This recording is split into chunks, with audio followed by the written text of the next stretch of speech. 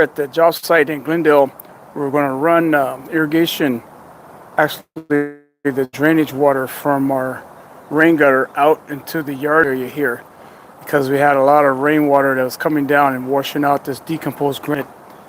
It's going down the slope here back to the backyard, because the drains that they have on the gutter is draining right down into the decomposed granite. And also at this part of the house, there's no drains at all. So we're going to have to work at creating a drainage opportunity down there in the corner there, so that we can be able to catch the water that's jumping over this railroad tie and carrying the DG down the back way. Over here in the foothills, it rains whenever it's going to rain here in Southern California. Usually always drizzles, or it does rain over here in the foothills, the San Gabriel mountain range. So we got to make sure that this water is mitigated and staying on the job site, number one, but also not washing out this decomposed granite. So I'm going to show you what I have here. We have a 3-inch drain pipe, PVC drain pipe going along. I trenched out this hole here, or this trench, so we can be able to put the piping in.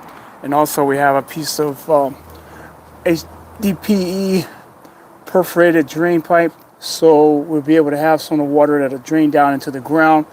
We have gravel here, river gravel, that we'll have at the base here to help with the permeation of the water down into the ground.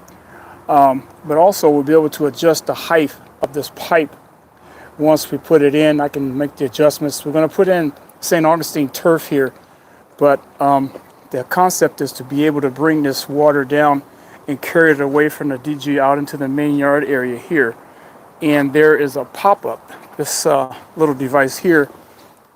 It actually has a spring load in it, and so what will happen is once a certain amount of water reaches this point in this elbow, it'll push up and cause the water to seep out into the lawn area and stay on the job site. And the way that this grade is, this is a low point here, and I'll have it when we do the finished grade, it'll grade out more this way. So most of that water is going to stay right here in this lawn area. As we go down, how we attach it, we have a little bit of a flex tubing here that'll go around the fitting, and I use this tape called Gorilla tape, but this will go on here, it'll reef up, and that way we can be able to put tape around this section here to help keep a secure enclosure around the piping. We have the Gorilla tape here for this connection here. But this flex, I'll pull it out as much as possible, whatever length that we need in order to flex it out. When we eventually hook this up to the drain pipe, this will slide right over the top here, like so. And then I'll have the tape that I'll go around it and tape it up so that way there's no leaks when the water comes down to the top. And the fall, we have quite a bit of fall, so we'll be able to take that water and drain it out into the yard area.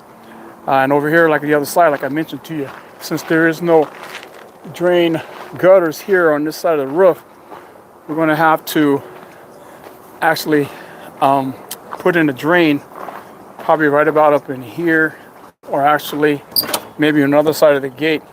So as it comes back, because the water builds up here and it comes down through the cracks here and it goes along.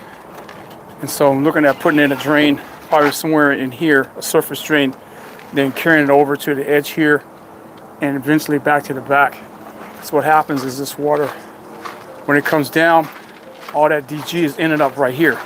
This is the backyard, and so we have a lot of DG that just builds up on this back step out leading to the back sidewalk here.